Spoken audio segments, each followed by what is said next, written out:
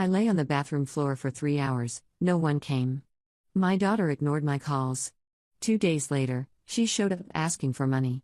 I pointed to my purse. When she opened it, her face changed forever. The tiles pressed cold against my cheek. I'd been there since noon, maybe longer. Time stopped meaning much after the first hour of calling out with no answer. My phone sat on the bathroom counter, 5 feet away. Might as well have been 5 miles. I'd managed to pull myself halfway across the floor before my left side gave out completely. The stroke, because that's what this was, I knew it even then, had turned my dominant side into dead weight. I called for Melissa 3 times before my voice gave out to hoarse whispers. She was home. I'd heard her music thumping through the ceiling when I first fell. The bass line vibrated through the floor beneath me, a rhythm that marked the passing minutes while I lay there, drool pulling on expensive Italian tile that I'd saved 2 years to afford. By hour 2, I'd stopped calling. Stopped hoping. Just focused on breathing and trying not to panic. The paralysis had my left arm curled against my chest like a broken wing. My face felt wrong, drooping on one side. I kept trying to move my fingers, my toes, anything. The music finally stopped around 3 o'clock. I heard her footsteps overhead, moving from her bedroom to the hallway. Then down the stairs. She walked right past the bathroom door. Melissa. I barely managed the word. It came out slurred, unrecognizable. Her footsteps didn't pause. The front door opened and closed.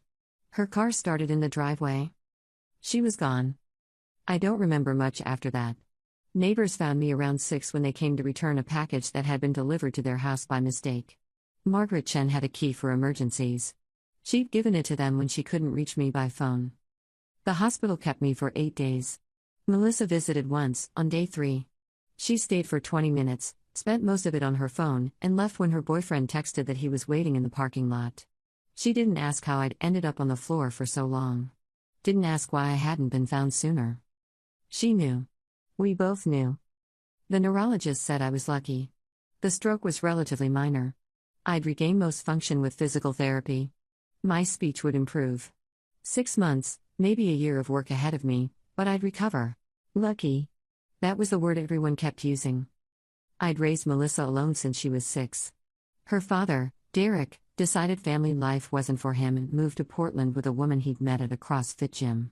He sent child support for 3 years, then stopped when he and the CrossFit woman had their own baby. Enforcement was a nightmare across state lines, and I was working 60-hour weeks just to keep us afloat. I let it go. Melissa had been a sweet kid. Quiet, thoughtful. We'd been close, or so I thought. She'd curl up next to me on the couch for movie nights, help me cook dinner, tell me about her day at school. Somewhere around 15, that changed. She discovered she was pretty, really pretty, and that boys would do anything for her attention. Then she discovered that everyone would do anything for her attention. By 16, she'd perfected the art of manipulation. Small things at first.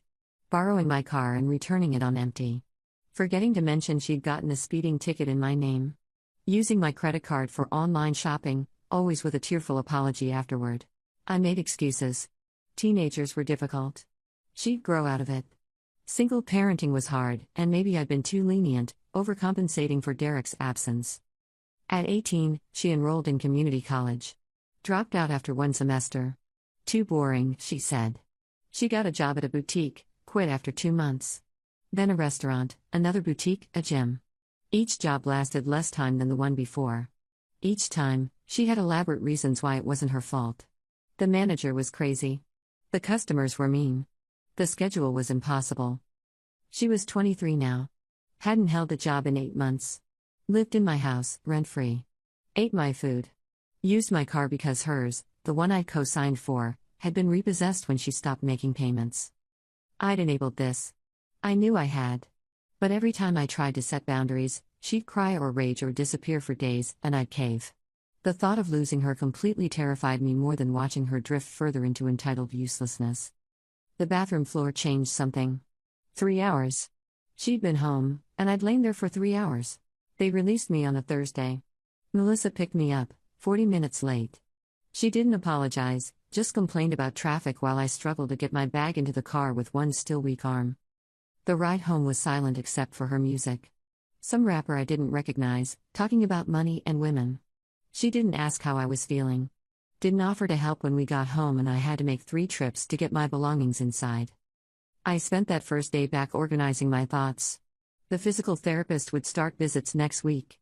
I had short-term disability from work, but it wouldn't last forever.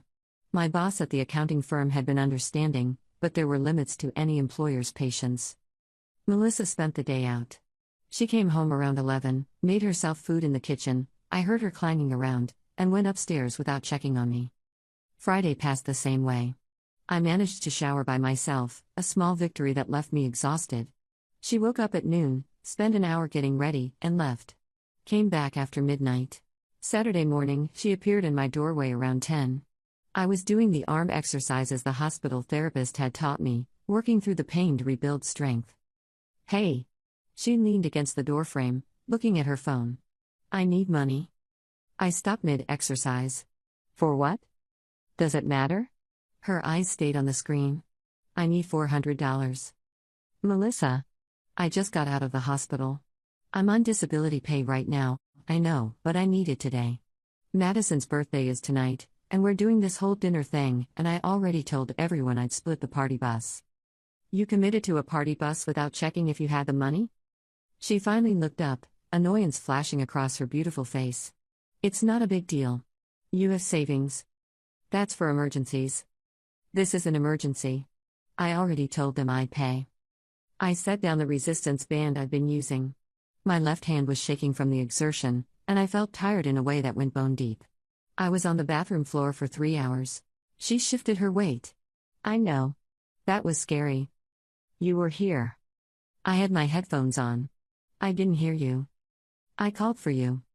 Mom, I said I didn't hear. I feel bad about it, okay? But I can't change what happened. She crossed her arms. Are you going to give me the money or not? I looked at my daughter. Really looked at her.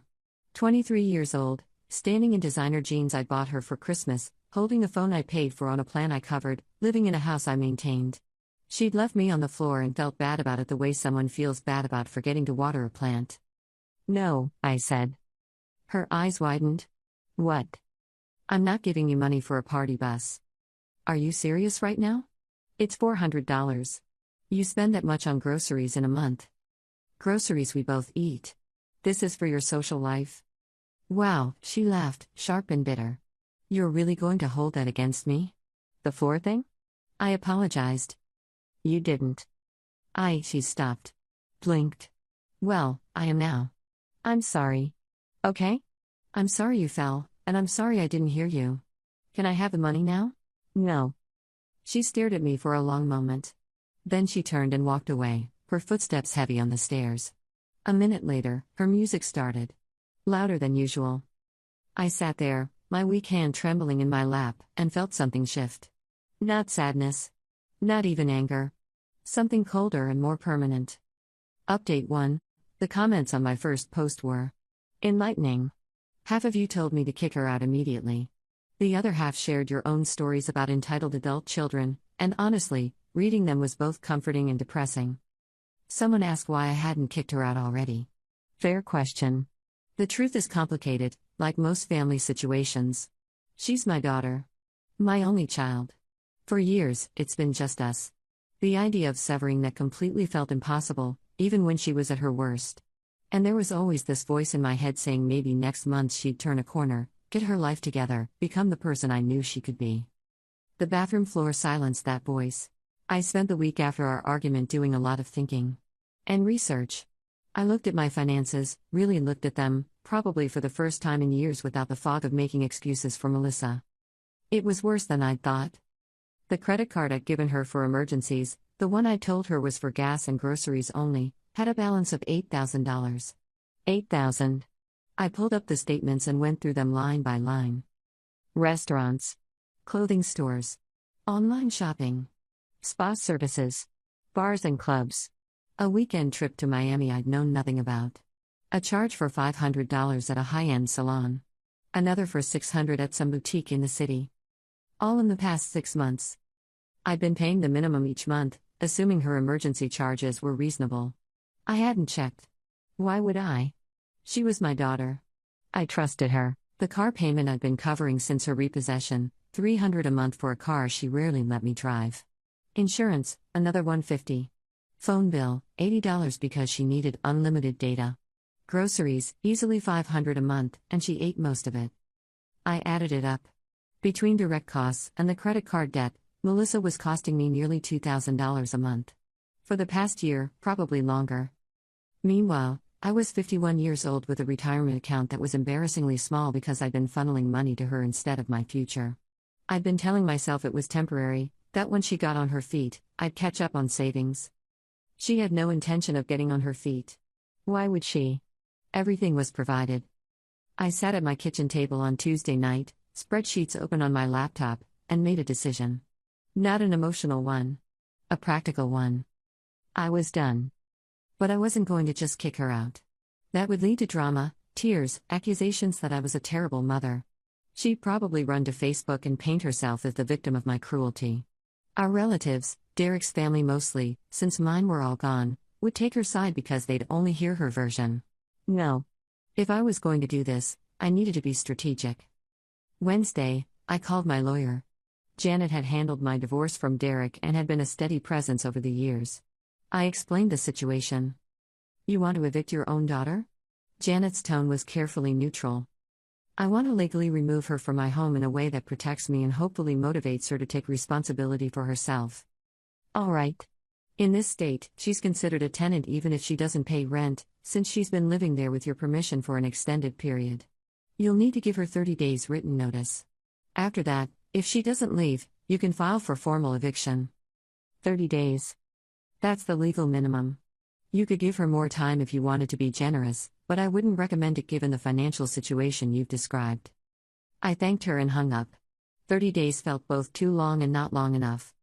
Thursday, Melissa came to me with another request. She needed money for a concert. $200 for tickets, she said. It was a band she loved, and all her friends were going. I was in the living room, working through my therapy exercises. I can't help with that. Mom, come on. It's just $200? Just $200, I repeated. On top of the $8,000 you've racked up on my credit card? She froze. You looked at the statements? I pay the bills, Melissa. Of course I looked. Some of those were emergencies. A spa day is an emergency? I was stressed. You don't understand what it's like. What's like? Having everything paid for while you do nothing? Her face flushed. I'm looking for jobs. Are you? Yes. It's not my fault the economy sucks and no one's hiring. I pulled out my phone, opened Indeed, and searched for jobs in our area. There are 43 positions posted this week within 5 miles of here. Retail, food service, administrative work, warehouse positions. Those are all crap jobs. They're jobs. They pay money. Money you'd earn instead of taking from me. She crossed her arms. I can't believe you're being like this. I'm your daughter. I know. That's the only reason this has gone on as long as it has. She stormed out. I heard her on the phone upstairs, complaining to someone about how unreasonable I was being. About how her mom was having some kind of breakdown and being super unfair. Friday, I drafted the 30-day notice. Janet had sent me a template. I personalized it, kept it formal but not cruel. Melissa, this letter serves as formal notice that you have 30 days from the date below to find alternative housing and move out of my residence. This decision is final. I will not be providing financial support after this date. You are an adult, and it's time for you to build an independent life. I love you, but I cannot continue to enable behavior that is harmful to both of us. You have until December 15th to vacate. Mom, I printed it, put it in an envelope, and left it on her bed while she was out with friends. She found it around midnight. I was in bed, not sleeping, just lying there in the dark. I heard her come home, heard her footsteps on the stairs, heard the rustle of paper. Then screaming. She burst into my room without knocking, waving the letter. Are you kidding me with this? I sat up slowly, turned on the lamp. I'm not kidding. You're kicking me out? Your own daughter? I'm giving you 30 days to find a place and become independent. I can't afford a place. You know I can't. Then I suggest you find a job. Or several jobs. People do it every day. Where am I supposed to go? That's for you to figure out. She stared at me like I'd become a stranger. What happened to you? I spent 3 hours on the bathroom floor while you listened to music upstairs. That's what happened. I didn't know. How many times do I have to say that? It doesn't matter anymore. This isn't about that one day. This is about years of watching you refuse to grow up while I subsidize your life. I'm your kid. Parents are supposed to help their kids. Help, yes. Enable them to waste their 20s doing nothing? No. She was crying now, angry tears streaming down her perfect face. I hate you. You'll get over it. She slammed the door so hard a picture fell off the hallway wall. I heard her making phone calls, loud and dramatic, telling her version to whoever would listen. I pulled the covers up and closed my eyes. The cold feeling in my chest hadn't gone away. If anything, it had gotten stronger, settled in like it planned to stay. The next morning, Saturday, I woke to find her in the kitchen, making breakfast like nothing had happened. She looked up when I came in, smiled a little. Hey. I made eggs if you want some. No, thank you. Look, I know you were upset last night. I was too. We both said things. She set down her fork. But we can work this out, right? I'll get a job. I promise. I've actually been applying to places all week. And I'll pay you back for the credit card stuff, a little at a time. I poured coffee, said nothing. Mom? Did you hear me? I heard you. So we're good? The notice stands, Melissa. Her smile faltered. You're serious? Completely. But I just said I'd fix things. You've said that before. Many times. This is different. It's not. She stood up fast enough that her chair scraped against the floor. Fine. Fine. I'll move out. And when I'm gone and you're all alone in this house, don't come crying to me. I won't.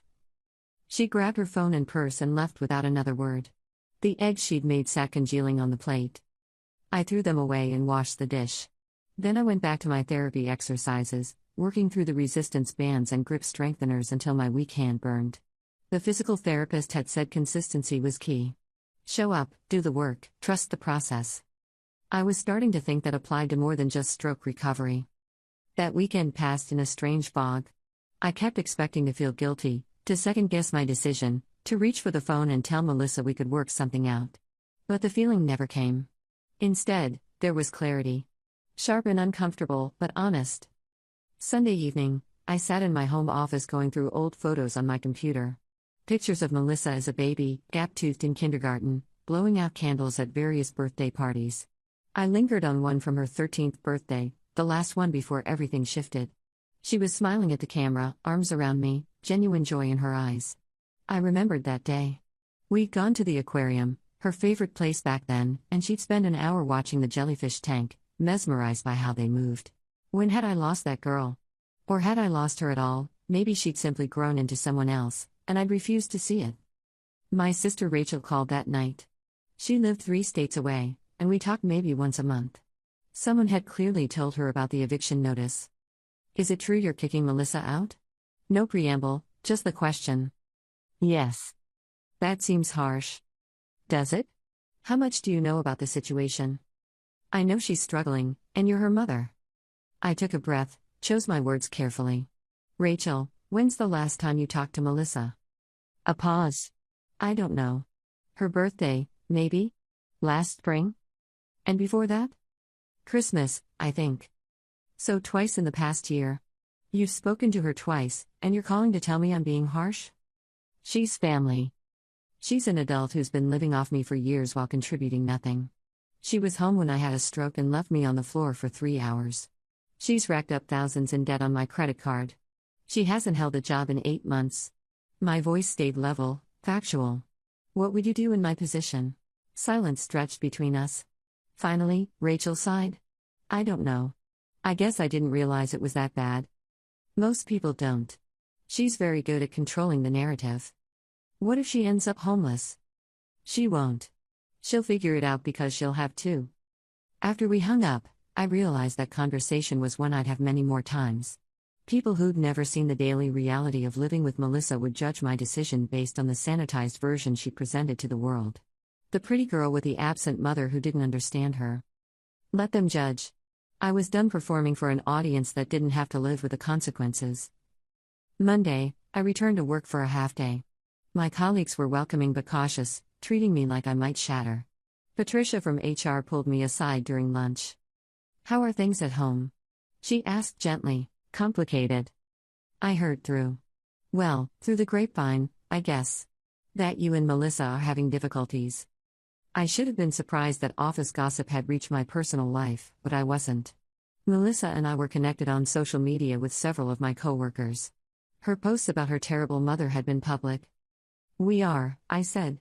"But we're working through it." Patricia nodded, though her expression suggested she didn't quite believe the working through it part. "If you need anything, someone to talk to, or resources, or just a listening ear, I'm here." "Thank you. I appreciate that." The rest of the day felt almost normal. Numbers and spreadsheets, client emails, and quarterly projections. Problems that had clear solutions, unlike the mess waiting for me at home. Except Melissa wasn't home when I got back. Her car wasn't in the driveway. For a moment, I wondered if she'd already left, packed up and disappeared rather than face the next few weeks. But her bedroom door was still closed, and when I opened it, all her belongings remained scattered in their usual chaos. I closed the door and went to make dinner. Just for one. The portions felt wrong, too small, even though I'd been cooking for one and eating for two for months now. Update 2. It's been 3 weeks since I gave Melissa the eviction notice. The most common question in the comments has been, did she actually leave? No. She didn't. What she did instead was launch a campaign to make me reverse my decision. It started with tears and apologies. When that didn't work, she tried rage, screaming matches that left my head pounding. Then she switched to silent treatment, going days without speaking to me, as if her presence alone would make me cave. When all of that failed, she escalated. She called Derek. My ex-husband, who hadn't spoken to her more than twice in the past 5 years, suddenly became her champion. He called me on a Tuesday night, his voice tight with righteous anger. "You're kicking Melissa out? What kind of mother does that? The kind who's been supporting her adult daughter for years while she refuses to work. She's struggling. She needs support. Where's your support been, Derek? Where's the child support you stopped paying when she was 9? Where were you when she needed a father? This isn't about me." "You're right. It's about Melissa learning to stand on her own. Something she won't do as long as everyone keeps rescuing her." "You changed. You used to be compassionate." "I had a stroke and spent 3 hours on the bathroom floor. That changes a person." He sputtered a bit more, then hung up. Melissa was furious that the call hadn't gone her way. She clearly expected him to swoop in and fix everything. Next, she tried weaponizing sympathy. She posted on social media about her abusive mother who was throwing her out on the streets. The post was a masterpiece of manipulation, just vague enough to avoid outright lies, just specific enough to make me look like a monster. Friends and distant relatives started calling, texting, sending concerned messages. I ignored most of them. To the few I bothered responding to, I simply said, there are 2 sides to every story, and you're only hearing hers. Through it all, I kept to my routine. Therapy exercises every morning and evening. Walks around the neighborhood to rebuild stamina. Meal prep on Sundays. I was getting stronger. The droop in my face had almost completely resolved. My left hand still had some weakness, but I could grip things again, write with a pen, type without getting frustrated. My physical recovery was on track. The other pieces were falling into place too. I'd been documenting everything. Every tantrum, every lie, every manipulation attempt. I kept a journal, Janet's suggestion, with dates and details. Screenshots of the social media posts. Records of all the money I'd spent on Melissa over the past year. Not because I planned to sue her or anything dramatic like that, but because I needed proof. Proof that I'd tried, proof that I'd been reasonable, proof that this wasn't some sudden cruelty on my part. December 15th fell on a Sunday. I'd marked it on the calendar in the kitchen. Melissa had to have seen it every time she walked by. The week before, she'd barely been home. Staying with friends, I assumed, though she'd never said. She'd come back for clothes and supplies, treating the house like a hotel, avoiding me completely. On the 13th, 2 days before the deadline, she came into my home office where I was reviewing some work documents. My boss had been hinting that I could start transitioning back part-time in January, and I was trying to get up to speed on the accounts I'd missed. "We need to talk." Melissa stood in the doorway, arms crossed. "All right. I can't find a place." "Have you been looking?" "Yes. But everything's expensive, And I don't have first and last month's rent, and landlords want proof of income, which I don't have because you're forcing me out before I can get stable. You've had 3 weeks to find a job. I've been applying. To where? She rattled off a few names. High-end retail stores, boutiques, places that probably got 100 applications for every position. Have you tried restaurants? Coffee shops? Grocery stores? I'm not working at a grocery store. Why not? Because I'm better than that. I took off my reading glasses and looked at her. You're 23 with no degree, no work history to speak of, and no references. You're not better than any job right now. You're lucky anyone would hire you at all. Gosh, you're cruel. I'm honest. There's a difference. I need more time. You've had 3 weeks. The answer is no. Where am I supposed to go? You could try Derek. Or one of your friends. Dad's place is tiny, and he's got Emma and the baby. And my friends can't just take in a roommate out of nowhere. Then I suggest you figure it out quickly. You have 2 days. She looked at me like she was waiting for me to crack, to give in, to be the mom she'd always known, the one who eventually caved under enough pressure. I didn't crack. She left without another word. December 15th arrived cold and gray. I woke up early, made coffee, and sat at the kitchen table. Melissa's bedroom door was closed. I didn't know if she'd packed, if she had a plan, if she was even awake. At 10 o'clock, I knocked on her door. Melissa? No answer. I tried again. Melissa, I'm coming in. I opened the door. Her room was a disaster, clothes everywhere, makeup scattered across the dresser, bed unmade. But she wasn't there. Her car keys were gone from the hook downstairs. She'd left some time before I woke up. Her closet was still full. Drawers full of clothes. Bathroom counter covered with her products. She hadn't packed a single thing. I called her phone. It rang 4 times, then went to voicemail. Melissa, today's the 15th. You need to come get your belongings. If you're not back by 6 p.m., I'll start boxing things up and putting them in the garage. I hung up and got to work. I bought boxes from the hardware store. Started packing her room methodically, clothes folded, shoes paired, toiletries wrapped in paper towels. I wasn't angry while I did it. Wasn't sad. Just focused. By 3 o'clock, most of her room was packed. 15 boxes, neatly labeled. She showed up at 5:30. She walked into her room and froze, staring at the boxes. What did you do? I packed your things. You didn't, so I did? You had no right, it's my house. I have every right. Where am I supposed to go with all this? Again, that's for you to figure out. She pulled out her phone, made a call. I heard her talking to someone, her voice strained. Can you come get me? Like, now? I need help moving. A pause. I know it's last minute. Please. 40 minutes later, a truck pulled up outside. 2 of her friends, girls I vaguely recognized from her social media, helped load the boxes. They kept shooting me dark looks, clearly having heard Melissa's version of events.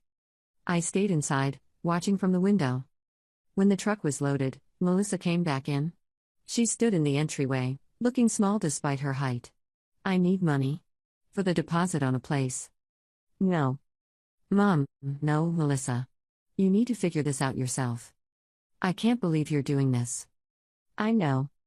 She turned to leave, then stopped. I'll pay you back. For everything. Someday. I'm not holding my breath. She walked out. The truck drove away, taillights disappearing around the corner. The house was quiet. I walked through the rooms, noticing the space her absence created. Her shoes no longer cluttering the entryway. Her mess no longer covering the bathroom counter. Her music no longer thumping through the ceiling. It felt strange. Empty. But not in a bad way. I made dinner, just for myself, a simple pasta dish, and ate at the table while reading a book. After, I did my therapy exercises, took a hot bath, and went to bed early. For the first time in weeks, I slept through the night. 2 days later, Melissa showed up at my door. I was surprised to see her. I'd assumed she'd stay away for a while, maybe punish me with silence for a few weeks. She looked tired. Rumpled. Like she'd been sleeping in her car, though I knew from a mutual friend's Facebook post that she was staying on someone's couch. I need to talk to you, she said. I let her in. We sat in the living room, the space between us feeling wider than the physical distance. I'm staying with Madison, she started. But it's temporary. Her lease is up next month, and she's moving in with her boyfriend. I need money to get my own place. How much are we talking? 2,000. For first and last month's rent and deposits. $2,000. I know it's a lot. But once I'm in somewhere, I can get a job and pay you back. I just need this one thing to get started. I sat back in my chair, studying her. She looked sincere. Sounded sincere. And maybe part of her even believed what she was saying. That this would be different. That this time she'd follow through. But I'd heard it all before. Different words, same song. I'm not giving you $2,000, I said. Her face fell. Mom, please. I'm desperate. Then get desperate enough to fix it yourself. How? I can't get a job without an address. Can't get an address without money. It's impossible. People figure it out every day. You can too. Why are you being so heartless? I'm not heartless. I'm done being your safety net. She stood up abruptly. Fine. I'll figure it out. But don't expect me to come around after this. Don't expect me to be there when you're old and need someone to take care of you. I'm not expecting anything from you, Melissa. I haven't for a while now. She stared at me, and for just a second, I saw something flicker in her expression. Fear, maybe. The realization that her usual tactics weren't working, that she'd actually have to face consequences for once. Then it was gone, replaced by the familiar mask of defiance. I need to get some things from the garage. Stuff you packed. Go ahead. She went out through the kitchen. I heard the garage door open, heard her moving boxes around. Then silence. Then a sound I'll never forget, a sharp, shocked gasp, followed by absolute stillness. I walked to the garage. Melissa was standing by the boxes, my purse open in her hands. She'd clearly been looking for something, cash, maybe, or my credit cards. Looking to steal one last time from the mother she thought would never truly stop her. Instead, she found the letter. It was folded neatly, placed right on top where anyone opening the purse would see it immediately. I'd put it there this morning, knowing she'd come back. Knowing she'd try one more time. The letter read, Melissa, if you're reading this, you've either asked me for money again or you've attempted to take it without permission. Either way, I want you to know something. I'm leaving you nothing. I've updated my will. Upon my death, everything I own, this house, my savings, my retirement accounts, all of it, will be donated to organizations that help young women build independent, sustainable lives. Women who want to work, who want to grow, who want to become more than what they are. You've spent years taking from me without appreciation or reciprocation. You've treated my generosity as your entitlement. I won't reward that behavior, not now and not from beyond the grave. This isn't punishment. This is consequence. This is me finally accepting that I can't force you to become responsible, but I can stop enabling your refusal to try. If you want a relationship with me going forward, it will be on new terms. Equal terms. Adult terms. I'll always be your mother, but I'm no longer your ATM. The choice of what kind of person you become is entirely yours. Choose wisely. Mom, she read it twice. I watched her eyes move over the words, watched her face go pale, then flush, then pale again. You're serious, she whispered. Completely. You'd really leave me nothing? I already went to Janet. The will is signed and filed. She looked up at me, and for the first time in years, I saw something other than calculation or manipulation in her eyes. I saw actual fear. Not of being homeless or broke, but of being truly cut off. Of losing the last connection to the person who'd always given in. I'm your daughter. I know. That's why this hurts me too. But it has to happen. What am I supposed to do? Exactly what I told you. Figure it out. Get a job, any job. Find roommates. Live within your means. Build a life that doesn't depend on using other people. I don't know how. Then learn. She set down the purse carefully, like it might explode. Her hands were shaking. I hate you so much right now. I understand. No, you don't. You have no idea what this feels like. You're right. I don't know what it feels like to have a parent support me unconditionally and then realize I've wasted that gift. I had to figure everything out alone after your father left. You've had it easier than I ever did, and you've done less with more. She turned away, shoulders shaking. For a moment, I thought she might cry. Real tears, not the manipulative ones she'd weaponized for years. But she didn't. She pulled herself together with visible effort, straightened her spine, and walked to the door. "Goodbye, Mom. Goodbye, Melissa." She left. The garage door closed behind her. I heard her car start, heard the engine fade as she drove away. I stood there in the cold garage, surrounded by boxes of her belongings, holding the purse she'd opened without permission. And I felt okay. Not happy. Not sad. Just okay. I'd done what I needed to do. The rest was up to her. Final update. It's been 4 months since Melissa found the letter. I'm writing this partly because people have been asking for updates, but mostly because something happened yesterday that I need to tell you about. Melissa didn't contact me for 6 weeks after that day in the garage. Radio silence. I saw through mutual friends' social media that she'd found a job, waitressing at a chain restaurant. She'd moved into a small apartment with 2 roommates in a less expensive part of town. She looked tired in the photos people posted. Less polished. More real. I didn't reach out. Every instinct in me wanted to call, to check on her, to make sure she was eating and sleeping and managing okay. But I knew that would undermine everything I'd worked so hard to establish. She needed to do this on her own. In February, she texted me. Just, "I'm okay. In case you were wondering." I responded, "I'm glad." That was it for another month. My recovery continued. I was back at work part-time, building back up to full hours.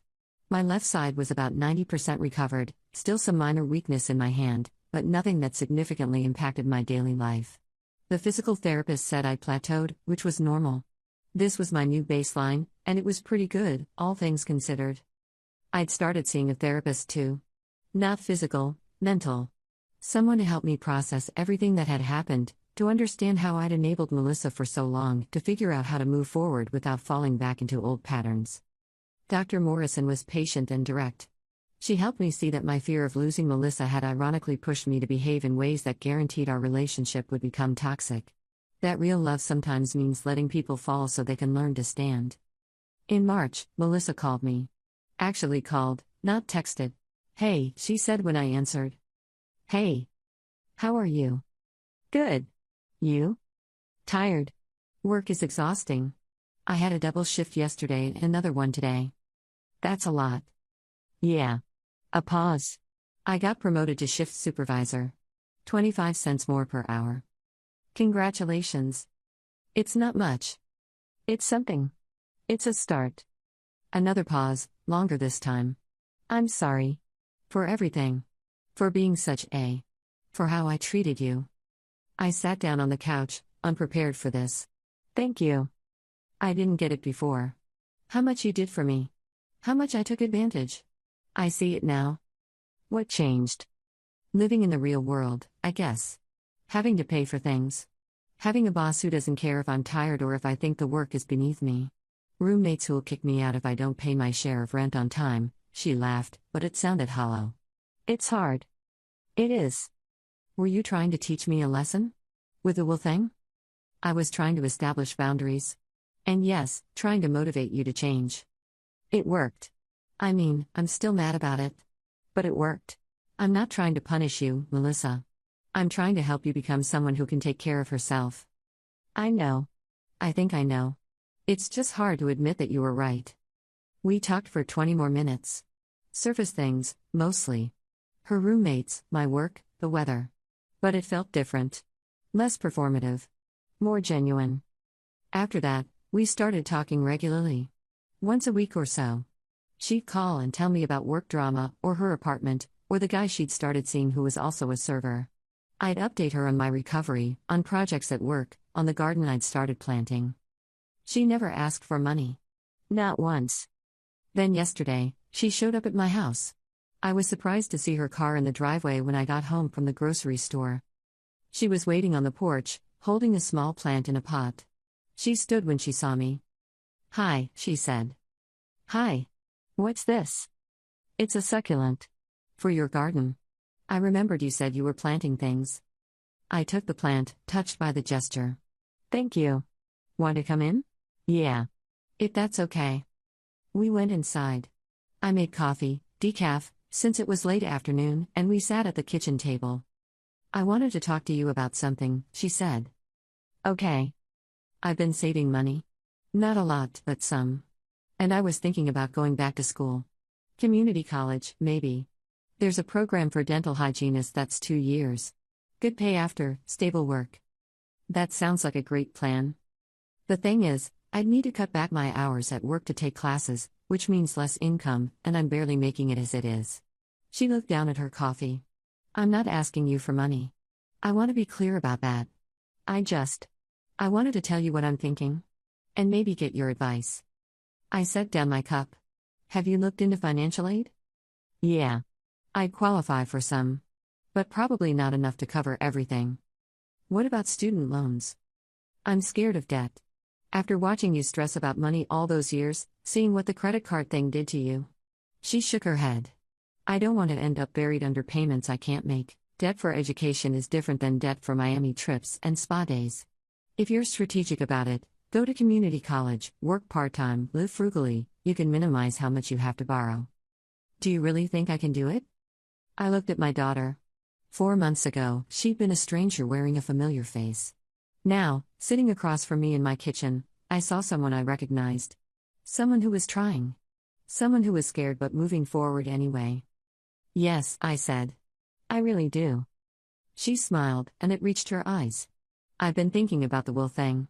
About what you wrote in that letter. And? I want you to change it. I raised my eyebrows. You want me to leave you the inheritance after all? No. The opposite. I want you to keep it the way it is. Leave everything to those organizations you mentioned. I think that's good. Important, even. She leaned forward. But I want to earn back a relationship with you. Not because of money or what I might get when you're gone, gosh, that sounds awful to even say, but because you're my mom, and I love you, and I've been a terrible daughter. You haven't been terrible. You've been young and lost and enabled by someone who should have set better boundaries. We both made mistakes. We did. Can we start over? Kind of? I reached across the table and took her hand. Her grip was strong, certain. I'd like that. We talked for 2 more hours. Really talked, the way we used to when she was small and everything was simpler. She told me about her fears, about how scared she'd been when she first realized I was serious about cutting her off, about the anger that had slowly transformed into understanding. I told her about the bathroom floor. About lying there, calling for her, feeling the minutes stretch into hours. About the moment I realized our relationship had become so broken that she could leave me there without a second thought. I'll never forgive myself for that, she said quietly. You don't have to carry it forever. But you can learn from it. I am. I promise I am. When she left, she hugged me tight. I love you, Mom. I love you too. I watched her drive away, the taillights of her beat-up car disappearing down the street. Then I went inside, put her succulent on the windowsill where it would get good light, and sat down at my kitchen table. My phone buzzed. A text from Melissa, same time next week? I smiled and typed back, yes. The house was quiet. But it was a good quiet now. Peaceful instead of lonely. I'd lost something on that bathroom floor. 3 hours of my life, some function in my left side, and the illusion that my relationship with my daughter was healthy. But I gained something too. Boundaries. Self-respect. And maybe, just maybe, a chance to build something real with Melissa. Something based on mutual respect instead of dependence and resentment. The succulent sat in its little pot, green and thriving, needing only basic care to survive. It seemed like a good metaphor. Sometimes the greatest act of love is refusing to be the solution to someone else's problems. My daughter had to learn to stand on her own, and I had to learn that letting her fall didn't make me a bad mother, it made me an honest one. She's building a life now, brick by brick, mistake by mistake, success by small success. It's not the life I would have chosen for her. It's harder, slower, less comfortable. But it's hers. Earned through her own effort, sustained by her own strength. And our relationship, tentative and careful as it is, belongs to both of us now. Not built on what I can give her, but on who we choose to be for each other. That bathroom floor broke something that needed breaking? What grows in its place might be smaller, less certain, but it's real in a way nothing between us has been for years. Love isn't always soft. Sometimes it's the hard choice, the closed door, the lesson learned through consequence. Sometimes it's watching someone you die for struggle, knowing that your intervention would only prolong their pain. The greatest gift I could give my daughter wasn't money or shelter or endless second chances. It was the chance to discover she was strong enough to save herself. And she is.